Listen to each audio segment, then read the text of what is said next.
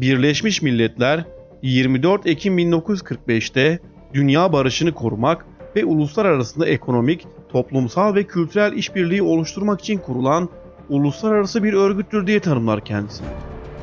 Bu örgüt, İkinci Dünya Savaşı'nın derin yıkıcı etkilerini ortadan kaldırmak ve insanların barış içerisinde yaşamasını sağlamayı amaçlamıştır. Bütün devletlerin üstünde olan bu kurum, dünyada barışı sağlamak adına en ufak bir katkı sağlayamamış, aksine yaşanan katliamları ve zulümleri de görmezden gelmiştir. Peki sözde amacı barışı sağlamak olan bu örgütün gerçek amacı neydi?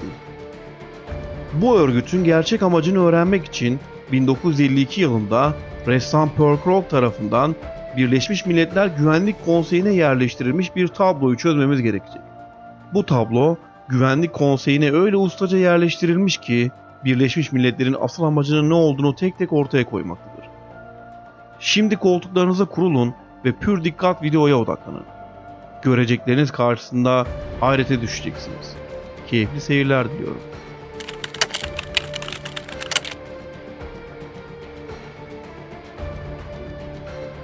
Tablodaki sırları açıklamadan önce tabloyu yapan ressamla ilgili bazı şaşırtıcı bilgiler verin. 1852 yılında Norveçli soylu bir ailenin Christian Krook adındaki çocukları doğar. Bu çocuk büyüyecek ve ailesindeki aristokrat zihniyetin aksine büyük bir ressam olacaktır. Krook, resimlerinde ilk kez bazı özel teknikleri kullanır. Onun kullandığı özel tekniklerin ne olduğu konusunda Norveç'teki sanat akademisinde birçok tez ve makale yazılır. O kadar ki resimlerine sakladığı sırlar ondan bir yüzyıl sonra Norveç'te konuşulmaya bugün hala devam etmektedir. Krook bir dönem İsviçre'ye gidecek ve burada ileride evleneceği kadın olan ressam sanatçı Oda Krook'la tanışacaktır. Bayan Krook'un çeşitli takıntıları vardır. Bayan Krook, dünyadaki tüm kültürlere karşıdır. Dünya dışında yaşamın olduğunu ve tüm kültürlerin tasfiye edilip tek bir halde yeniden dizayn edilmesi gerektiğini savunmaktadır. Bu düşünce size tanıdık gelmedi mi? Bu ilginç ikilinin üye oldukları çok ama çok özel bir cemiyet vardır. Cemiyete üye olan ve tanınan isimlerden biri evrim teorisiyle meşhur olan Darwin'dir. İlginçtir ki Darwin'in dedesi de aynı cemiyetin geçmişteki üyeleri arasındadır. Bay ve Bayan Krook'un da üye oldukları bu cemiyetin ismi Ay Işığı'dır. Cemiyettekiler kendilerini ay insanları olarak tanımlarlar. Ne kadar ilginç değil mi? İşte bu ilginç ikilinin 1889 yılında Pearl Krook adındaki çocukları dünyaya gelir. Annesi ve babasının deyimiyle Pearl, Norveç'te bulunan az sayıdaki özel çocuktan birisidir. Buna istinaden Pearl, özel olarak eğitim alır ve çok değişik eğitimlerden geçirilir. Sibirya'da çile çekme vesaire gibi. Pearl Krook yeteneklerini birçok alanda geliştirir. Ancak bir alanda annesi ve babası gibi resim sanatında zirveye çıkar. Ona verilen ilk önemli işlerden birisi İsviçre'de bulunan çok özel bir toplantı odasına asılacak 10 adet resmin çizimi olur. Bu resimler daha sonra çerçevelenir ve günümüzde İsviçre'de bulunan çok özel bir alana ait odada hala durmaya devam eder. Tabi bu odaya girmek şöyle dursun, odanın bulunduğu yeraltı binasının 600 metre ötesine yaklaştığınız an soruksuz bir yetkiyle öldürülmeyi göze aldığınızı bilmekle yükümlüsünüzdür. Babasının yetenekleri ve annesinin dünya görüşüyle büyüyen ve üst düzey eğitimler alan bu yetenekli ressam Pearl Krook'a verilen ikinci ise Birleşmiş Milletler için çizeceği devasa boyutlardaki tabloydu. Bu tablodaki şifreler yeni bir dünya düzenini ifade ediyordu. Şifrelerde usta olan bu ressam herkesin görmek istediğini gösterip şifreleri çözenlere yeni dünya düzeninin bu olacağını anlatıyordu. Şimdi tabloyu dikkatle inceleyelim. Bu tablo insanların gözünün içine baka baka ne demek istiyor ona bir göz atalım. Bu tablo 7 resmin birleşmesiyle oluşuyor. Her bir resim tek tek incelendiğinde birbirlerinden bağımsız olarak gözükse de aslında hepsi birbiriyle bağlantılıdır. Hepsinin toplamı ile oluşan ana tablonun da kendine has bir anlamı var. Tabloda mutlu aileden mutlu topluma, anka kuşundan ejderhaya, cennetten dünyaya ve sanattan bilime kadar pek çok öğeyi bulmak mümkün. Bu tablo videoyu izleyenler için ilk başta bir anlam ifade etmiyor gibi gözükebilir. Fakat burada kullanılan görseller Masonik inanç ve kültürlerde baskın olan öğeleri içermektedir. Ayrıca bu tabloyu incelediğimizde Yahudilerin merkeze alındığı belirgin bir ırk ayrımının olduğu göze batıyor. Şimdi tablonun odak noktasından başlayalım. Buradaki görselde mutlu çiftin sağında ve solunda iki çocuk bulunuyor. Mutlu çiftin önünde melek olduğu vurgulanan çocuk durmakta. Fotoğrafın üst tarafında elma dalları arasında mutlu çiftin yanında duran kız çocuğuna elma veren bir şahıs daha görülüyor. Bu bahsettiklerim sizlerde bir şeyler çağrıştırmış olabilir. Bu görseller Hz. Adem, Hz. Havva ve çocukların içinde bulunduğu cenneti simgeliyor. Elma veren şahıssa şeytanı simgelemektedir. İslam inancında meleklerin insan suretiyle tasvir edilmesi haram kabul edildiğinden bu resmin başka bir inanış biçimine göre hazırlandığı anlaşılmaktadır. Görünüşte Hristiyan inancını çağrıştıran bu görseli biraz daha derinlemesine incelediğimizde Yahudi inancına ait bilgilerin ortaya çıktığı görülüyor. Şöyle ki aile resminde kadınla erkeğin elle tutuşarak birleştiği görülmekte. Yahudi inancına göre kadın çoğalmanın sembolüdür. Kadının elini tutan erkeğin diğer eli ise Yahudi soyunun artışını tasvir ediyor. Bu soy artışı erkeğin elinin altında bulunan bebekle değil, sadece Yahudi inancına göre kadını temsil eden anka kuşu ile simgeleniyor. Burada bir parantez açarak anka kuşu hakkında inanışlara göre bazı bilgiler verip devam edelim. Anka kuşu, ateş kuşu, simurg ya da ponix. Bu kuş farklı inanışlarda farklı anlamlarla ifade edilir. Hristiyanlıkta ölüme karşı kazanılan zaferin, yeniden dirilişin, sadakatin sembolü. Eski Mısır'daysa güneş kuşu Bennu ile aynı kabul edilirmiş. Yahudilikte ise adı Milkam'dır.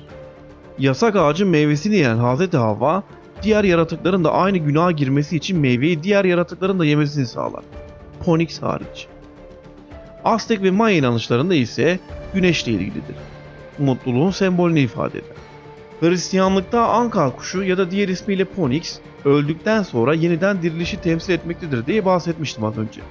Aile resminin şekli anka kuşunun yumurtasına benzetilerek Yahudi ırkının bu şekilde artacağı tasvir ediliyor. Resimde anka kuşunun türdeşi olan başka bir anka kuşunu öldürdüğü görülüyor. Burada anlatılmak istenen, bu zamana kadar Birleşmiş Milletler Güvenlik Konseyi'nde ileri sürülen tüm görüşlerin yumurtadan çıkan bu son anka kuşu ile öldürüldüğüdür. Hakim görüşün ayakta duran son anka kuşuyla temsil edilen masonik dünya görüşü olduğu tasvir edilmektedir. Anka kuşunun ayaklarında sol ve sağ taraftan gelip birleşen insanlar görülüyor. Bu insanların en önünde Hristiyan havari kıyafetli bir kişinin herkese öncülük ettiği görülmekte. Bu fotoğrafa bakanlar bunun Hristiyan inancını tasvir ettiğini ve toplanan insanların da Hristiyanların izini takip ettiğini düşünmektedir. Ancak masonik şifreleme ile düzenlenmiş tabloda tüm insanların havariler öncülüğünde mavi ile temsil edilen mekana doğru kurban olmak için ilerlediği anlatılıyor. Yahudilikte mavi veya lacivert renk, gök ve deniz mavi olduğundan tanrısallık vasfını simgeler. Bu yüzden tablonun belirli yerlerinde mavi renk kullanılmıştır. Mavinin üzerinde yer alan sarı lekeler de dünyada bulunan tüm inanışların Yahudilikte birleştiği ve bunu kabul etmeyenlerin kurban edildiği tasvir ediliyor. Bir başka deyişle önce Hristiyanlar, sonra Müslümanlar ve tüm insanlar Yahudilik için kendilerini kurban ediyorlar. Bu resimdeki bir diğer ayrıntı ise savaşlarda kullanılan bir topun Müslüman kıyafetli şahısların hemen yanında bulunuyor olmasıdır. Topun namlusu da Müslümanlara doğru çevrilmiş. Böylece savaş ve şiddet Müslümanlarla yan yana tasvir edilmiştir. Tablodaki her şey sizce gerçekleşmiyor mu? Öte yandan Yahudi ırkının çoğalışının resmedildiği yumurtanın başka bir anlamı da mevcut. Bu yumurta hem Amerikan dolarında hem de birçok kurumun simgesi olarak kullanılan masonik göz işaretinin 90 derecelik açıyla ters çevrilmiş hali. Böylece tablonun odak noktasıyla tüm dünyanın Yahudiler tarafından izlendiği, denetlendiği, kontrol edildiği vurgulanmak isteniyor. Tablo ne kadar ilginç değil mi?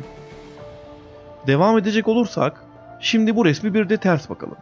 Genelde resimleri ters çevirerek yapılan bu tarz anlatımları zorlama içerik olarak düşünebilirsiniz. Biz yine de bahsedelim. Resmi ters çevirdiğimizde bir adet kanca ve bir adet gövdesinden ayrılmış kafayı tutan değişik bir yaratık göze çarpıyor. Bu da Yahudilik inancına göre ekmek ve şarap yeme ayini temsil eden ve herkesin Tanrı'nın gazabından bir kase içtiğini anlatan görsel. Ekmek ve şarap yeme ayini Hristiyanlığa Yahudilikten geçmiş bir ayindir. Yaratığın elindeki kafa ise gazap sonucu Yahudilik inancı için kendini kurban eden insanları temsil etmektedir. Şimdi tablonun başka bir yerine, büyük tablonun en sol kısmına gidelim ve bu görseldeki şifreleri çözelim. Bu kısımda yıkıntılar içinde kendilerine yukarıdan gelen bir çağrı ile aydınlığa tırmanma ve yeniden diriliş resmedilmektedir. Mavi pencereyle resmedilen Yahudilik yine aynı inanışa göre kadın öğesiyle açılıyor. Aydınlığa tırmananlarsa bu çağrıya kulak verip Yahudilik makamına yükseliyor. Burada dikkat çeken bir nokta ise erkek figürlerden birinin yıkıntılar içindeki insanları flüt çalarak çağırması. Resmin üstünde altınların bir çuvala doldurulup tartılması görüntüsü mevcut. Burada Yahudilerin Tanrı tarafından seçilmiş millet olduğu, bolluk ve bereketin Yahudilerde olacağı anlatılmak isteniyor. Büyük tablonun en sağ kısmına bakacak olursak, bu kısımda yine mavi renkler içinde Yahudilik temsil ediliyor. Resimde beyaz bir atla özgürlük anlatılmakta. Bu atın Ay tanrıçası Selena'nın atı olduğu görüşü mevcut. Videonun başında ressamın ailesinin Ay Işığı Cemiyeti'ne üye oldukları ve kendilerini Ay insanları olarak gördüklerinden bahsetmiştim. Geri kalan çıkarımları sizin yapabileceğinizi düşünüyorum. Resmin üst tarafında Batı'nın bilim ve teknolojide ileride olduğunu, yaşamın dünya dışında başladığı ve buna ulaşılacağı anlatılmaktadır. Videonun başında bahsettiğim Thorkrok'un annesinin görüşünü nasıl da yansıtıyor.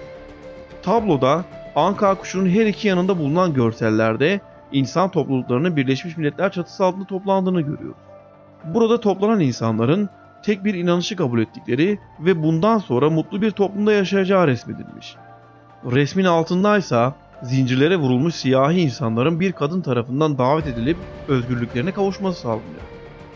Birleşmiş Milletler binasında ölçüsü en büyük olan bu tablonun en alt kısmındaysa karnına saplanmış mızrağı ağzıyla çıkarmaya çalışan bir ejderha resmi tasvir ediliyor.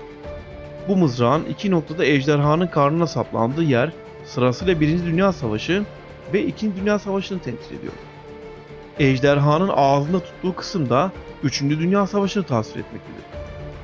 Bu ejderhanın etrafında kırmızı bölgenin son öldürülen Anka kuşunun kanı olduğu ya da Yahudilerin geçmişten bu yana yok edilmeye çalışıldığı 1. ve 2. Dünya Savaşı'nda bunun başarılamadığı, 3. Dünya Savaşı'yla Yahudilerin küllerinden doğup çoğalarak dünyanın tek hakim olacağı görüşü ileri sürülmektedir. Şimdi resimleri birleştirelim ve tablonun tamamına bakalım. Sütunları ve çerçeve yapısıyla bir havra duvarı olduğu net bir şekilde görülebiliyor. Bir başka deyişle Birleşmiş Milletler Güvenlik Konseyi gibi bir kurum, masonluk ve gizli simgelerle donatılmış bir tabloya ev sahipliği yapıyor. Adeta Birleşmiş Milletler Güvenlik Konseyi'nin sembolü haline gelmiş ve yapılan her toplantıya eşlik eden bu tablo akıllara şu soruyu getirmiştir. Güvenlik Konseyi'nin amacı tabloda görüldüğü gibi sapkın anlayışlar altında dünyayı zor kullanarak yönetmek mi, yoksa dünyada barışın temin edilmesini sağlamak mı? Birleşmiş Milletler'in kuruluşundan günümüze kadar geçirdiği süreç dikkatle izlenirse bu örgütün hangi yöne doğru gittiği rahatlıkla görülebilir.